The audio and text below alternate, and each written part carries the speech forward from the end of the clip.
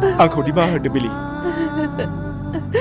नोंनि सिगाङाव आं बुंथावै बाथ्राफोरखौ बुंफ्लांबाय हे लोगोफोर दिनैनिफ्राय गोदान मोनसे सर्ट आपडेट भिडिअआवहाय नोंथांमोनखौ गासैखौ बरायनो थालायबाय स' लोगोफोर भिडिअखौ आपडेट होनायनि सिगाङावनो नोंथांमोननि सिगाङाव संदान सावथुननि एपिसड 12 नि बागै एसे बुंना होनोसै स' लोगोफोर नोंथांमोना गोबाङानो कमेन्ट खालामबाय थादों संदान सावथुननि एपिसड 12 खौबो थाब हगारदो आरो माब्ला हगारगोन बेफोरबायदि दा बे संदान सावथुननि पार्ट 12 खौ माब्ला हगारगोन बेखौथ' फिक्सै बुंनो हाया आरो जेबो आपडेट गैथ'वा नाथाय साननैसो उनावनो बिथांमोना बे संदान सावथुननि एपिसड 12 खौबो हगारनो हासिगौ मानो होनोब्ला बिथांमोना सानब्रै सानबा एबा 1 उइकनि गेजेरावनो हगारनानै होखायो नालाय नाथाय दासिमबो पार्ट 11 खौ नोंथांमोना गोबाङानो नायाखै जानांगौ आरो जाय नायाखै दासिमबो बिथांमोना बगाजुलि कमेडियान चेनेलाव थांनानै बयबो नाहै आरो लाइक कमेन्ट खालामनानै बयबो सापर्ट खालामोब्लानो जाबाय मानो होनोब्ला नोंथांमोननि सापर्ट मोनोब्लासो बिथांमोनाबो थाब हगारनो गोसो जागोन आरो नोंथांमोनाबो थाब नुनो मोनगोन स' जेखियानो जाया मानो नोंथांमोना जाय एपिसड 12 खौ नायनो थाखाय एक्साइटेड जानानै दङ बिथांमोना एसे नेना थाथ'बावदो आरो दानिया फैदो गुबै आपडेटआव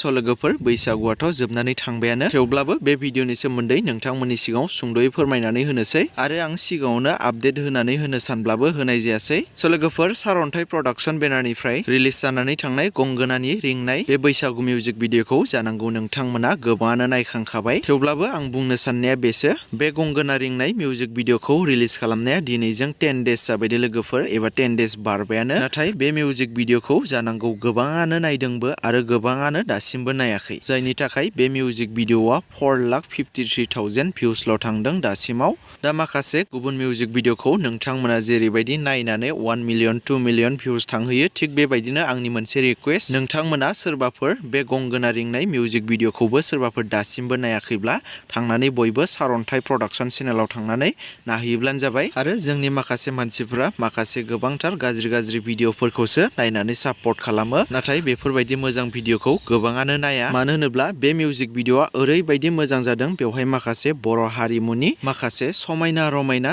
डिसिप्लिनै बैसागु रंजानायखौ नुनो मोन्दों आरो गोदोनि समाव बर'फोरा बैसागुखौ माबायदि रंजायोमोन बेफोरनि नुथायफोरखौबो बे मिउजिक भिडिअआव बेरखांनायखौ नुनो मोन्दों लोगोफोर स' बिनिखायनो लोगोफोर नोंथांमोना बयबो सारअन्थाइ प्रडाक्सन चेनेलाव थांनानै बयबो नायहैथार आरो आं भिडिअनि लिंकखौ बे भिडिअनि डेसक्रिपसनावबो होनानै दोनखादों स' नोंथांमोना बेयाव थांनानैबो नायहैनो हागोन आरो नोंथांमोना नायनानै बयबो मोजां मोनखागोन आरो मिथिनाय बादिब्ला बे सारअन्थाइ प्रडाक्सननिफ्राय देग्लाय बोसोराव मोनसे गोदान सावथुनबो फैनो थांगासिनो दङ स' बिनि सोमोन्दै आं सिगांनि बबेबा मोनसे भिडिअआव बुंनानै होनाय जादोंमोन स' लोगोफोर बिदिब्ला दासिमनि सुंद' आपडेट भिडिअआ बेखिनियानोमोन जुदि नोंथांमोना भिडिअखौ नायनानै मोजां मोनदोंब्ला लाइक खालामदो आरो बर'नि माखासे फैनो गोनां मिउजिक भिडिअफोर आरो सावथुनफोरनि बागै आपडेटफोरखौ मोननो थाखाय चेनेलखौ साबस्क्राइब खालामनानै खाथिनि बेल आइकनखौबो अल प्रेस खालामना लायोब्लानो जाबाय